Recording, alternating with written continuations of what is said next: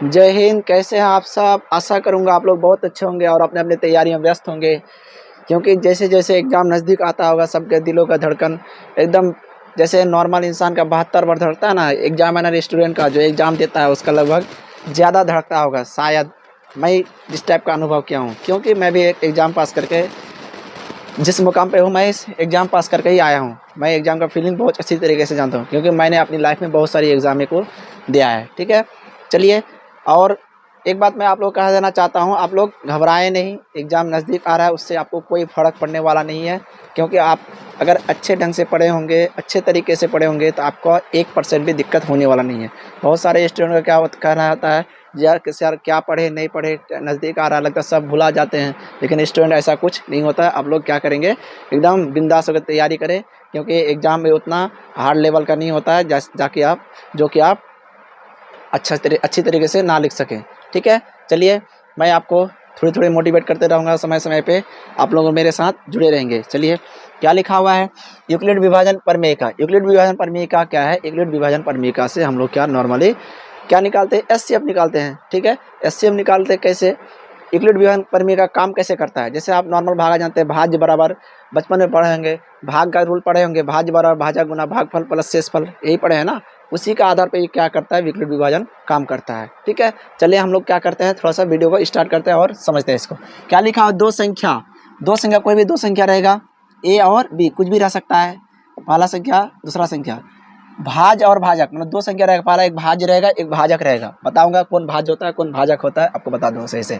ठीक है, के बीच यूक्लिड नामक महान गणितज्ञ ने एक नियम का प्रतिपादन किया, जिसे यूक्लिड विभाजन एल्गोरिथम या यूक्लिड विभाजन प्रमेय कहा जाता है। ठीक है, यूक्लिड विभाजन प्रमेय कहा जाता है। इस प्रमेय में भाज्य और भाजक को निरंतर भाग विधि मतलब क्या, हम लोग तब तक हल करेंगे जब तक क्या हो जाएगा, पूरी तरह शेषफल 0 नहीं आ जाएगा। ठीक है, कहने निरंतर भाग विधि मतलब यही होता है। निरंतर भाग विधि में हम लोग क्या हल करेंगे, विधि द्वारा हल करके एचसीएफ निकाला जाता है। चलिए, आप नॉर्मल भाषा में क्या समझते हैं, भाज्य बराबर भाजक गुना भागफल प्लस शेषफल, ये हो जाएगा आपका यूनिवर्सल फार्मूला हो जाएगा भाग का रूल के अनुसार। ठीक है, अब बोलेगा कौन क्या काम करता है। जैसे मान लीजिए हो गया, इस टाइप का भाग बनाते हैं, बचपन से आप भाग पढ़े हैं। ठीक है, ये हो जाएगा, क्या हो जाता है, भाज्य, मतलब जिसको भाग लगाते हैं वो कहलाता है भाज्य, और जिससे भाग लगाते हैं ये हो जाएगा भाजक। इसको पहाड़ा पढ़ते हैं, इसको पुराने के लिए ये हो जाएगा भागफल। ठीक है, और ये नीचे घटाने के बाद क्या बचता है नीचे में, शेषफल। इतना तो आपको समझ में आ गया होगा। चलिए, उसी को अप्लाई करके, जैसे कि आप भाजक गुना भाजक, इसको इसके साथ गुना किया, मतलब क्या, इसको बोलता है बी यूक्लिड विभाजन के अनुसार, इसको बोलता है ए, इसको भाज्य को बोलता है ए, नीचे को बोलता है आर। ठीक है, ए हो गया, बी हो गया, ये हो गया क्यू। ठीक है, यही फॉर्मूला है यहाँ पे, आधार पे, इसी आधार पे बैठा हुआ है। देखिए, भाज के नीचे ए मान दिए।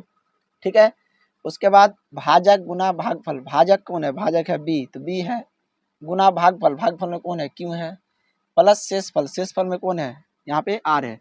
ठीक है, यहाँ पे आर है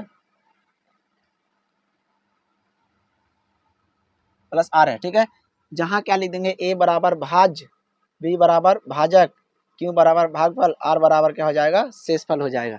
ठीक है, ये आपका हो जाएगा फॉर्मूला। और यहाँ इसको आप ध्यान में रखें, जहाँ आर का मान 0 के बराबर या 0 से बड़ा, और कहाँ तक, बी से छोटा, यानी भाजक से छोटा, इसको आप ध्यान में रखिएगा। ऑब्जेक्टिव में पूछा जाता है, इसमें आपको फंसाने के लिए बहुत सारा दे सकता है, लेकिन आप ध्यान में रखिएगा, इसको 0 के बराबर या 0 से बड़ा, आर का मान जो होगा 0 के बराबर या 0 से बड़ा, कहाँ तक, बी से छोटा आएगा। ठीक है, इसको आप ख्याल में रखिएगा, ताकि आप एग्जाम में कंफ्यूजन ना करें और एक नंबर आपसे मिस्टेक से छूट ना जाए। ठीक है, चलिए, दो प्रश्न आपके सामने बोर्ड पे लिया हूँ, किससे, किस विधि से बनाने के लिए, यूक्लिड विभाजन प्रमेय से बनाने के लिए। चलिए, मैं क्या करता हूँ, जिसको भाग लगाऊंगा उसको मान लेता भाज, जिसको भाग लगाऊंगा, जिससे भाग लगाऊंगा वो हो जाएगा भाजक। तो बड़ा संख्या को भाग लगाएंगे छोटा संख्या से, तो इसको मान लेते हैं भाज, या सिंपल सा भाषा में क्या देंगे, ए बराबर क्या हो जाएगा 225, और बी बराबर मतलब क्या, भाजक,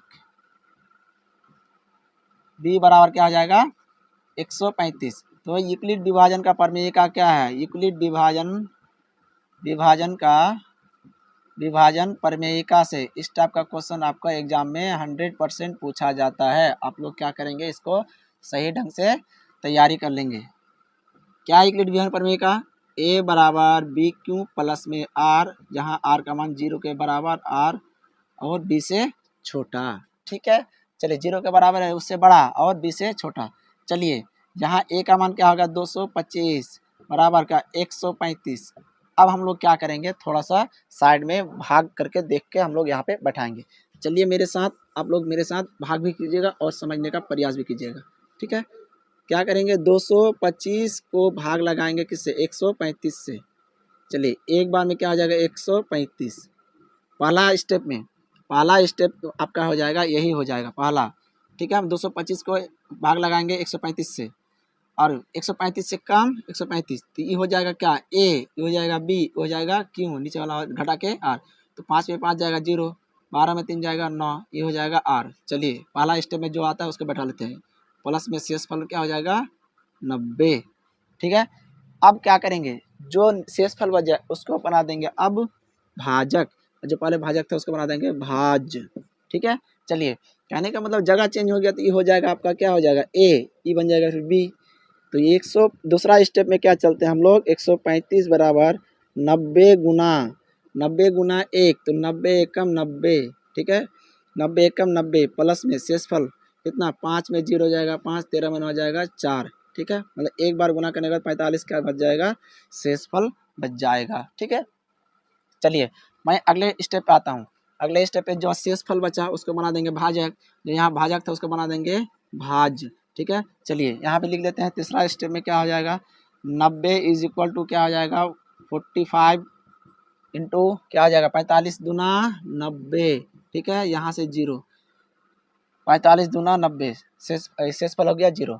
ठीक है, इस विधि के अनुसार हम लोग क्या समझते हैं, मतलब तब तक भाग लगाएंगे जब तक शेषफल क्या आ जाएगा 0 नहीं आ जाएगा। ठीक है, और क्या नियम है, जिस भाजक से शेषफल क्या हो जाएगा 0 आ जाएगा उसको क्या कहेंगे हम लोग, जिस भाजक से शेषफल 0 आ जाएगा उसको क्या कहेंगे, एचसीएफ। कहने का मतलब यहाँ 45 ऐसा भाजक है जिससे क्या हो गया 90 पूरा पूरा कटने के बाद 0 आ गया, तो एचसीएफ क्या हो जाएगा आपका 45 हो जाएगा। ठीक है, इस टाइप का आप एग्जाम में बना के आइएगा, एकदम 2 नंबर से 2 नंबर ही मिल जाएगा, इससे नंबर कटने की कोई चांसेस नहीं बनती है। ठीक है, चलिए मैं अगले प्रश्न की ओर बढ़ता हूँ।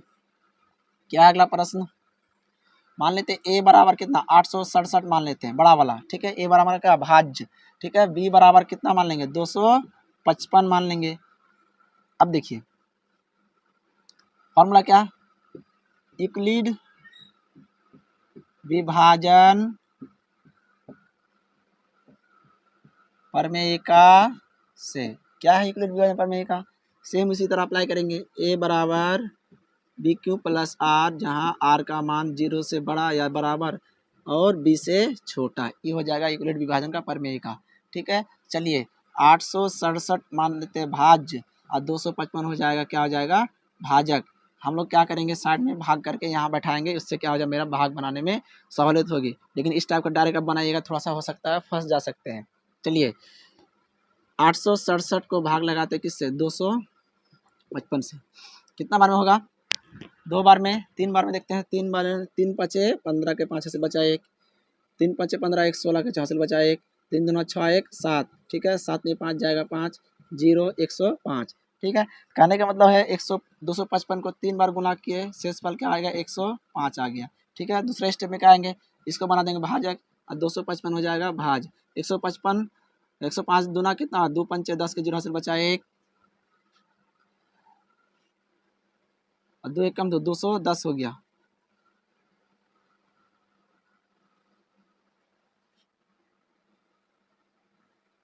सात में 5 जाएगा 2 5। ठीक है, यही सॉरी 7 में 5 जाएगा 2 होता है, थोड़ा सा मिस्टेक है। क्या 2 बार में क्या आ जाएगा 200, 2 दूना 4 0 204 हो जाएगा। यहाँ से क्या, यहाँ से एक घटा देंगे 51 आ गया। ठीक है, कहने का मतलब 200 क्या 55 को 102 से गुना करेंगे 2 बार में क्या 51 शेषफल आ जाएगा।